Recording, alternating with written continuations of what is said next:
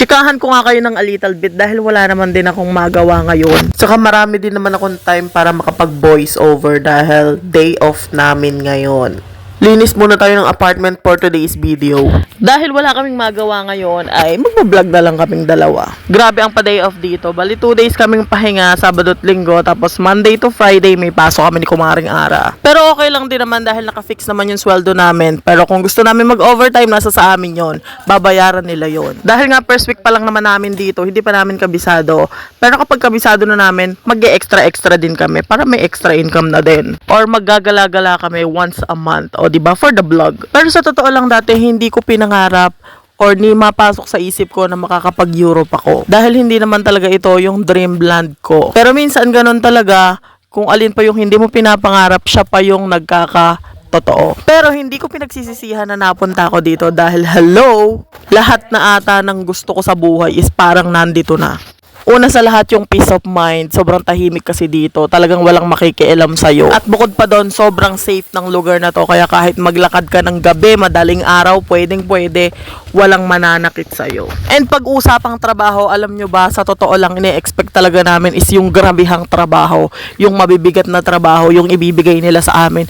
Pero hindi. Dito, kung ano lang yung trabaho mo, kagaya ng nasa contract namin, milker kami and calf caretaker. Hindi ako sure, pero literal na milking lang talaga yung ginagawa namin sa ngayon. Bukod pa yung taga-bugaw, bukod pa yung nag-aalaga sa mga calves. Alam mo yun, yung hindi mo na naising umuwi muna ng Pilipinas dahil napakaganda ng pamamalakad nila dito.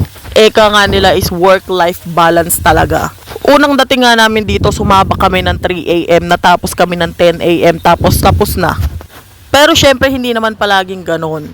Pero girl, sobrang layo sa expectation talaga namin dahil kapag sinabi kasing dairy farmer, sa amin personally, is napakadaming tatrabahuhin. Like dyan, magpapaanak ka ng baka, magmi-milk ka, mag-aalaga ka ng mga calves. Dito girl, hindi. Tapos may share ko na din yung mga nag-aalaga dito ng calves. Kung halimbawa may mapapaanak sila, sila na din na nag-harvest ng colostrum. O diba, napakaginhawa talaga. At bukod ba doon, sobrang mababait din talaga yung mga kasama namin dito. Pati yung amo namin guys, sobrang bait. Tapos chinecheck pa nila kung okay ba kami, kung okay ba sa amin yung accommodation, kung meron ba kaming mga kailangan. Mapapasabi ka na lang talaga na sana ganito din sa Pilipinas. Yung tipong worth it yung pagod mo. At bonus pa dahil pwede ka makabisita sa any parts of the Europe. Basta meron kang Schengen visa. O di ba napakabongga, hindi mo na kailangan maghintay pa ng another visa para lang makapunta ka sa iba't ibang bansa. Dahil imagine by train, pwede kang makapunta sa kanila. At soon, sana magawa din namin yun ni Kumaring Ara. Disclaimer lang guys ha, parts of the Europe yung sinasabi ko ha. Siguro naman sa 2 years, sobrang dami na naming mabibisita nun. At syempre, isasama namin kayo loovin. At maidagdag ko na nga din kung sa atin dyan sa Pilipinas, ang mga senior citizen is nakaupo na lang sa bahay. Ibahin nyo dito dahil nagpapaanak pa sila ng mga baka. At the same time, kasama na din namin silang nagmi-milking.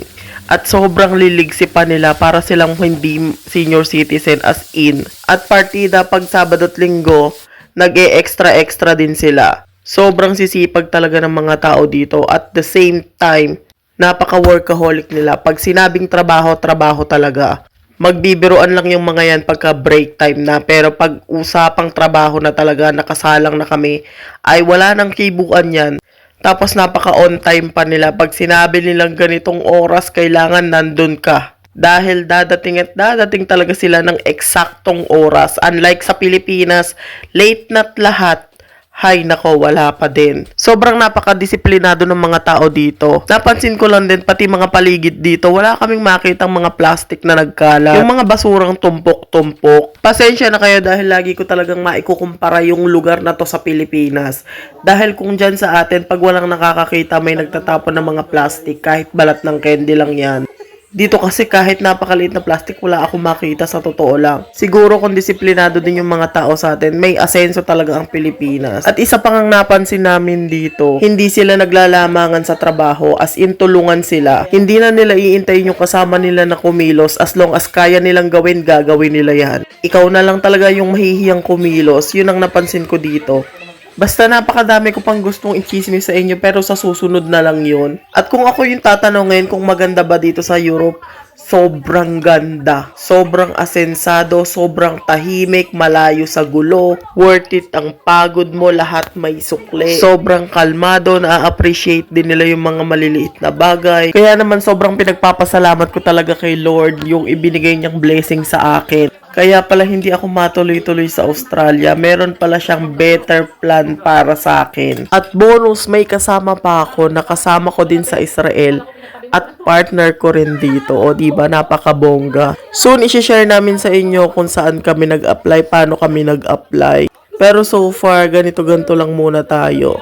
Pero uunahan ko na kayo kung wala kayong experience, huwag na kayong mag-try. Hanap na lang din kayo ng iba. So, yun lang. Maraming salamat. Naskled ano.